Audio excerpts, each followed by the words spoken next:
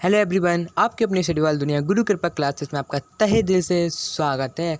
आज हम करने वाले हैं केमिकल रिएक्शन एंड इक्वेशंस के लेक्चर सेकंड में बवाल। तो अगर आप स्टडी में करना चाहते हैं बवाल तो गुरु कृपा क्लासेस देगा साथ बेमिसाल। तो चलिए हम बिना किसी देरी के करते हैं अपना लेक्चर सेकंड अब हम स्टार्ट। कॉम्बिनेशन रिएक्शन पढ़ने जा रहे हैं। मेरी next video types of reaction पे आने वाली थी, तो वो यही वीडियो है। तो अब हम कॉम्बिनेशन रिएक्शन पढ़ते हैं। जब दो एलिमेंट या दो से ज़्यादा एलिमेंट या दो कंपाउंड या दो से ज़्यादा कंपाउंड या दो एलिमेंट या दो कंपाउंड या उससे भी ज़्यादा जब एक दूसरे से रिएक्ट करते हैं, मतलब क्या रिएक्टेंट्स होते हैं, एक दूसरे से रिएक्ट करते हैं और फॉर्म सिर्फ एक ही प्रोडक्ट करते हैं, सिर्फ एक ही प्रोडक्ट, तो वो कॉम्बिनेशन रिएक्शन कहलाती है।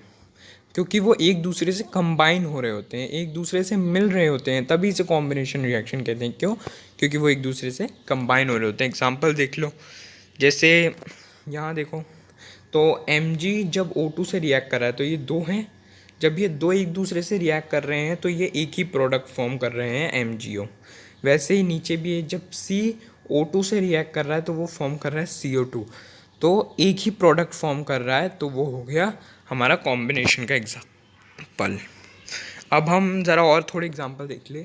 तो जब CaO, इसको कहते हैं कैल्शियम ऑक्साइड, या फिर आप इसे क्विकलाइम भी कहते हो, ये क्वेश्चन आ सकता है। जब क्विकलाइम पानी से रिएक्ट करता है तब क्या बनाता है? तब ये बनाता है स्लेक्ड लाइम, मतलब कि CaOH का होल ट्वाइस। थोड़ा आपको अच्छे से दिख रहा हो तो इसलिए मैं ज़रा इसे सुंदर तरीके से बना दूँ। ये ए है, तो CaOH का होल ट्वाइस। अब दूसरी चीज़, जब CaOH का होल ट्वाइस रिएक्ट करता है CO2 से तो ये फॉर्म करता है CaCO3। तो इन सारे एग्जांपल्स में आप एक चीज़ देख सकते हो, प्रोडक्ट एक ही फॉर्म हो रहा है लेकिन रिएक्टेंट्स दो, कभी कभार दो से ज़्यादा भी इन्वॉल्व होते हैं। तो बस इतनी सी चीज़ आपको नोटिस करनी है। और ये जो CaCO3 है, इसको हम लाइम वाटर भी कहते हैं। और ये नहीं, लाइम वाटर हम CaOH के होल ट्वाइस को कहते हैं। और जब इसको CO2 से रिएक्ट करवाते हैं तो CaCO3 बनता है, जो मिल्की होता है, मतलब दूध जैसा वाइट कलर का दिखता है। चलो अब आगे चलते हैं डिकम्पोजिशन रिएक्शन पे। डिकम्पोजिशन रिएक्शन पहले समझ लें। जब एक प्रोडक्ट में कुछ डाला जाए जिससे वो दो या दो से ज़्यादा में ब्रेक डाउन हो जाए, मतलब क्या, मान लो आपका कोई रिएक्टेंट है AB, पहले से ही प्रिपेयर्ड रिएक्टेंट है, इसमें हम हीट डालें या इलेक्ट्रिसिटी डालें या सनलाइट एनर्जी डालें तो ये ब्रेक डाउन हो जाए। ब्रेक डाउन कितने में हो जाए? दो या दो से ज़्यादा में। A + B में रिएक्ट बढ़ गया ये। अगर ABC होता चलो तो ये A + B + C में बढ़ जाता है ऐसे। तो ये होगी हमारी डिकम्पोजिशन रिएक्शन। ये कॉम्बिनेशन रिएक्शन की बिल्कुल उल्टी है। कॉम्बिनेशन रिएक्शन में रिएक्टेंट दो या दो से ज़्यादा हो सकते हैं, 2 और मोर। इसमें जो प्रोडक्ट है वो दो या दो से ज़्यादा हो सकता है। इसमें जो प्रोडक्ट है वो एक ही होता है, इसमें रिएक्टेंट एक ही होता है। इतना आप याद रखें। अब ये भी 3 टाइप की होती हैं डिकम्पोजिशन रिएक्शन, पहले आप इतना पढ़ सकते हैं। जैसे आप देख रहे हो, CaCO3 को गर्मी दी जा रही है कि वो CaO और CO2 में बढ़ जाए, और यहाँ पे FeOH के होल थ्राइस को गर्मी दी जा रही है कि वो Fe2O3 + H2O में बढ़ जाए। अब चलो आगे बढ़ते हैं।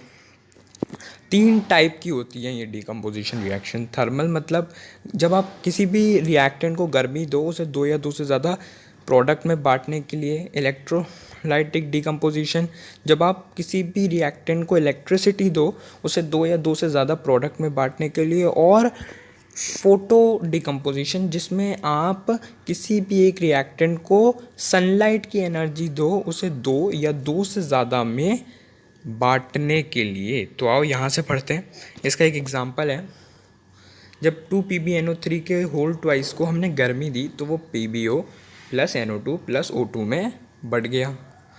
दूसरा एग्जांपल है, जब H2O को हमने इलेक्ट्रिसिटी से पास कराया तो वो H2 + O2 में बढ़ गया। ये इलेक्ट्रिसिटी का है।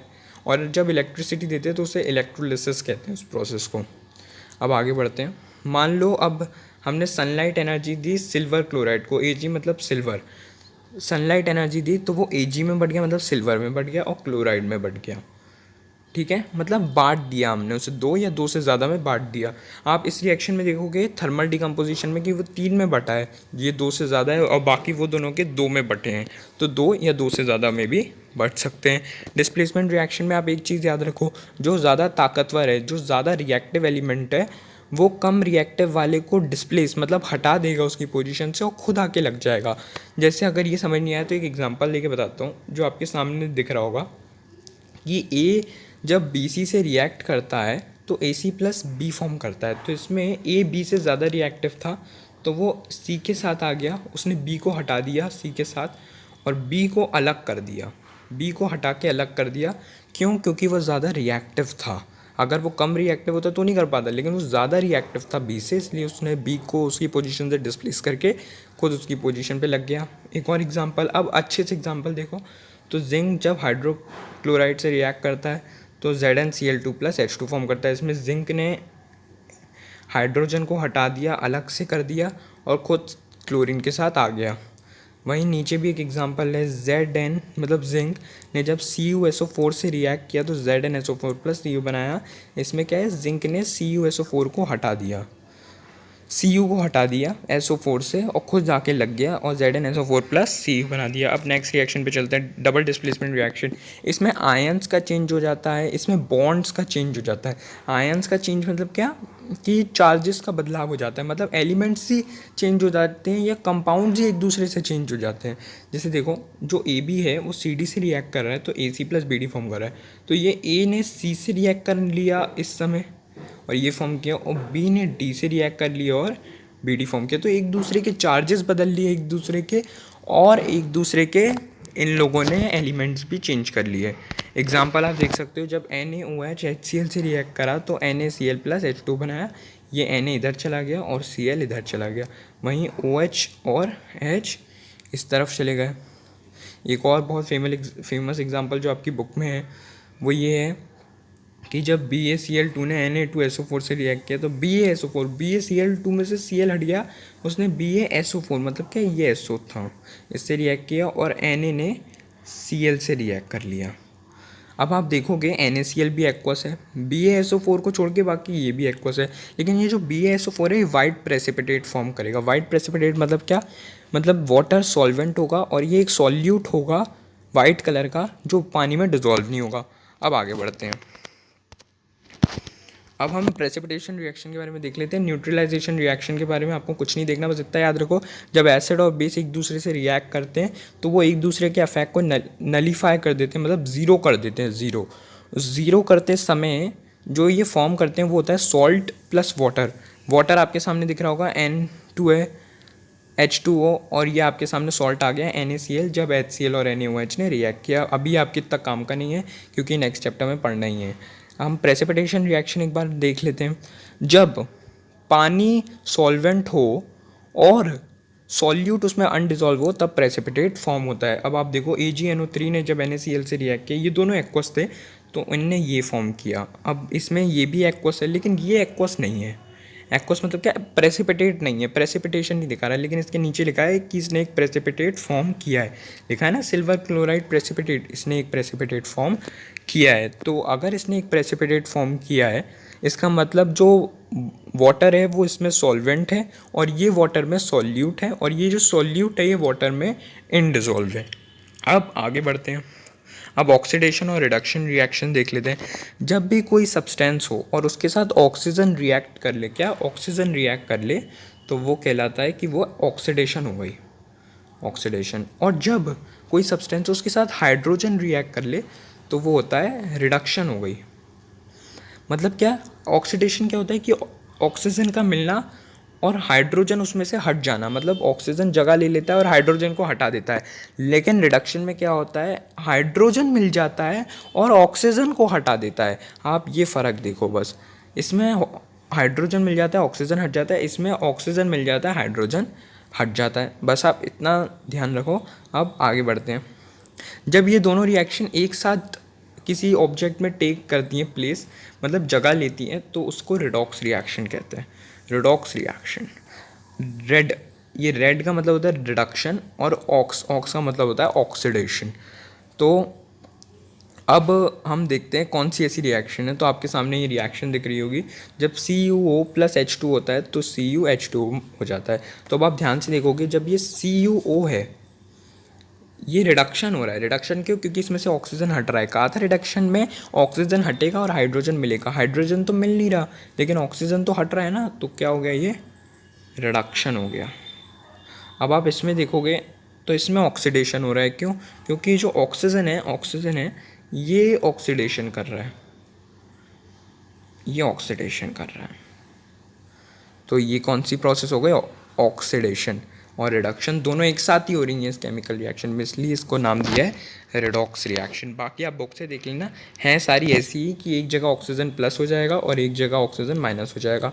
एक्सोथर्मिक और एंडोथर्मिक रिएक्शन, जब आप रिएक्टेंट साइड में रिएक्शन करो और प्रोडक्ट साइड में एक एनर्जी बाहर आए। अब वो एनर्जी हीट के थ्रू भी बाहर आ सकती है, वो एनर्जी बिजली के थ्रू भी बाहर आ सकती है, वो एनर्जी बस एनर्जी हो, कोई भी एनर्जी हो, हीट एनर्जी, लाइट एनर्जी, जो भी एनर्जी हो, बस एक एनर्जी पैदा हो एक रिएक्शन के दौरान, तो वो एक्सोथर्मिक रिएक्शन कहलाएगी, क्योंकि बाहर की तरफ एनर्जी निकल रही है, बाहर की तरफ। और अगर आप बिल्कुल ध्यान से, अगर आप अच्छे ऑब्जर्वर है तो आप बुक में देखना, जब C6H12O6O2 से रिएक्ट करेगा तो वो क्या करेगा कि फॉर्म करेगा CO2 plus H2O plus energy, तो वो भी एक एक्सोथर्मिक रिएक्शन होगी। अब नेक्स्ट पेज पे चलते हैं। तो अब एंडोथर्मिक रिएक्शन की देख लें। एंडोथर्मिक रिएक्शन मतलब क्या? जब हम अंदर डालें एनर्जी को कि प्रोडक्ट्स, और हम अंदर की तरफ एनर्जी को डालें लेकिन प्रोडक्ट साइड में कोई एनर्जी बनकर ना आए।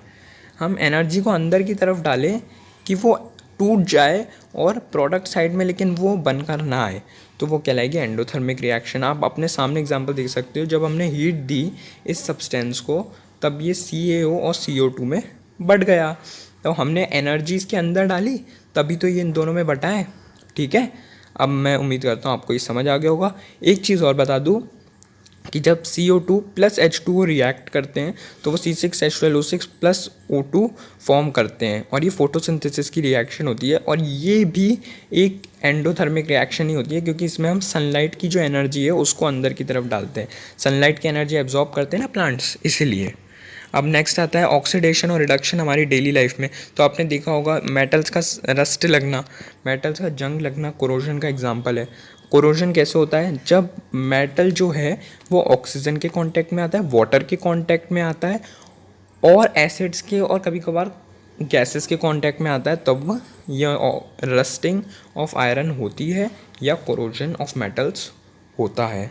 इक्वेशन आपके बिल्कुल सामने है, पूरी इक्वेशन आप अच्छे से पढ़ सकते हैं।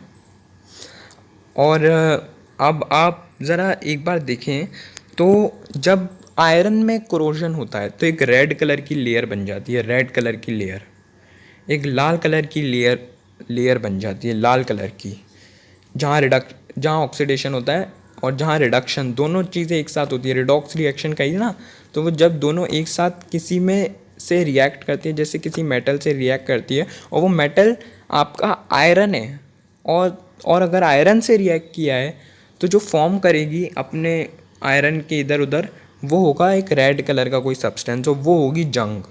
तो आयरन में रेड कलर की जंग लगती है, जब रस्टिंग होती है तो एक लाल कलर की कोटिंग आ जाती है, कॉपर में ग्रीन कलर की आ जाती है, और सिल्वर में ब्लैक कलर की आ जाती है। अजीब सा ही लगते हैं ये अपनी, जब इसमें कोटिंग आ जाती है तो ये अपनी लस्ट्रस मतलब शाइन खो देते हैं, अपनी सुंदरता खो देते हैं। तो इसको, और इससे जो मेटल है वो आगे किसी काम के लिए यूज़ नहीं किया जा सकता। तो रस्टिंग को बचाना बहुत ज़रूरी है, वरना मेटल्स की सीधी बर्बादी है। तो कैसे बचाया जा सकता है? पेंटिंग करके। मेटल्स में आप एक बार पेंटिंग करो, फिर बाद में 2-3 हफ्ते बाद फिर पेंटिंग करो, तो उससे आप रस्टिंग को बचा सकते हो। बाय ग्रीसिंग और ऑयलिंग करो, उसमें ऑयल लगाओ, ऑयल, तो उससे आप इसको बचा सकते हो। बाय गैल्वेनाइजेशन एक प्रोसेस है कि जब डिपॉजिट हो जाए, डिपॉजिट मतलब कि जमा हो जाए, रस्ट जमा हो जाए आपके मेटल में, वो आयरन भी हो सकता है, कॉपर, सिल्वर भी हो सकता है, तीनों में से किसी एक में जमा हो जाए, तो आप ये गैल्वेनाइजेशन प्रोसेस को यूज़ करके उसको हटा सकते हो। अब आगे बढ़ते हैं। अब रेंसिडिटी, ये दूसरा एग्जांपल है जब रिडॉक्स रिएक्शन, पहले तो ऑक्सीडेशन और रिडक्शन ये दोनों मेटल्स में हुए तो कोरोजन हुआ। अब अगर ये फूड में होंगे, अब जब ये फूड में होंगे तो वो रेंसिडिटी कहलाएगा। तो खाने का सड़ना रेंसिडिटी कहलाता है, उससे बहुत ऑयल क्रिएट हो जाता है खाने में और खाना स्वाद में भी अच्छा नहीं लगता और स्मेल भी उसकी अच्छी नहीं आती। तो इसको कैसे बचाया जा सकता है? एंटीऑक्सीडेंट से। कुछ एंटीऑक्सीडेंट्स आप यूज़ कर सकते हो उसको बचाने में, जैसे BHA और BHT। आप 2 एंटीऑक्सीडेंट्स का यूज़ कर सकते हो। वैक्यूम पैकिंग, मतलब ऐसे पैक कर दो कि ऑक्सीजन अंदर एंटर ना कर पाए, तो ऑक्सीडेशन और रिडक्शन होगा ही नहीं। नाइट्रोजन लगा दो, नाइट्रोजन डाल दो उसके अंदर। जो आप चिप्स खाते हो उसके अंदर नाइट्रोजन होती है, जो फूले होते हैं नाइट्रोजन की वजह से होते हैं, तो नाइट्रोजन यूज़ करो। रेफ्रिजरेटर के अंदर रख दो, तो वो ऐसे आप संभाल सकते हो। तो ये कुछ तरीके हैं जिससे आप रेंसिडिटी को भी बचा सकते हो। तो अब मैं जाने की अनुमति चाहूँगा, सब्सक्राइब कीजिएगा। सब्सक्राइब करने के बाद जो बेल आइकन है उसको दबा दीजिएगा टाइम नोटिफिकेशंस के लिए, कि आपके पास टाइम पर सारी नोटिफिकेशंस आए। लाइक ज़रूर कीजिएगा, शेयर ज़रूर कीजिएगा और कमेंट ज़रूर कीजिएगा। बताइएगा कैसी लगी, अच्छी लगी तो अच्छा कमेंट कीजिएगा, क्वेश्चन हो तो क्वेश्चन भेजिएगा कमेंट में, और अगर प्रॉब्लम लगी थोड़ी सी तो आप ज़रूर बताइएगा, मैं उसे इम्प्रूव करने की कोशिश करूँगा। Thank you.